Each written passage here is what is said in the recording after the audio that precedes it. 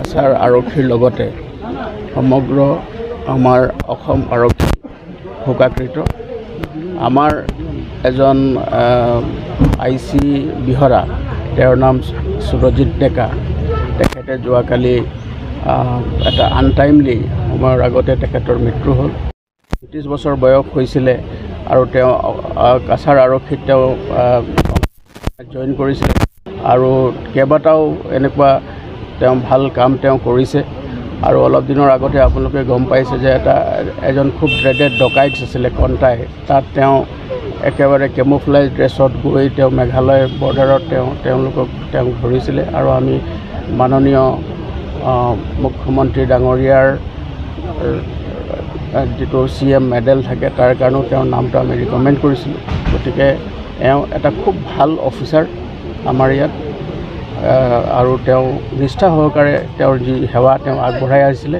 আজিও তেওঁ এটা আনটাইমলি তেওঁৰ যি মৃত্যু হ'ল তাৰ কাৰণে আমি সকলোৱে গভীৰ শোক প্ৰকাশ কৰিছোঁ আৰু তেওঁলোকৰ যি পৰিয়ালবৰ্গ আছে, পৰিয়ালবৰ্গক আমি আমাৰ গভীৰ সমবেদনা জ্ঞাপন কৰিছোঁ আৰু এনেকুৱা দুখৰ সময়ত আমি পৰিয়ালবৰ্গৰ লগত আছোঁ আৰু সদায় যিটো তেওঁ পুলিচ ফেটাৰ্নিটি আৰু পুলিচ পৰিয়ালৰ এজন ব্যক্তি, তেওঁৰ আনটাইমলি তেওঁৰ মৃত্যু হৈছে।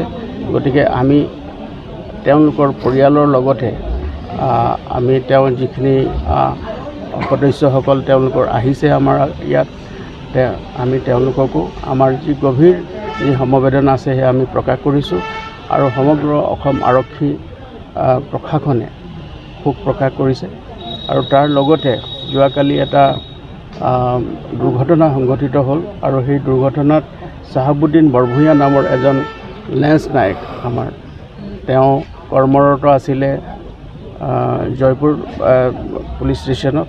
তেওঁৰ গভীৰ নিশা তেওঁৰ মৃত্যু হ'ল আৰু তেওঁ আমি চিকিৎসালয়লৈ গৈ আমি যেতিয়া তেওঁৰ পৰিয়ালবৰ্গক আমি লগ ধৰোঁ, আজি তেওঁলোকক আমি আমাৰ যি আৰক্ষী প্ৰশাসন ফালৰ পৰা যি ধৰণে আমাৰ সন্মান জ্ঞাপন কৰিব লাগে, দুইজন ব্যক্তিকে আমাৰ SI সুৰজিত ডেকা তাৰ লগতে চাহাবুদ্দিন বৰভূঞা ডাঙৰীয়া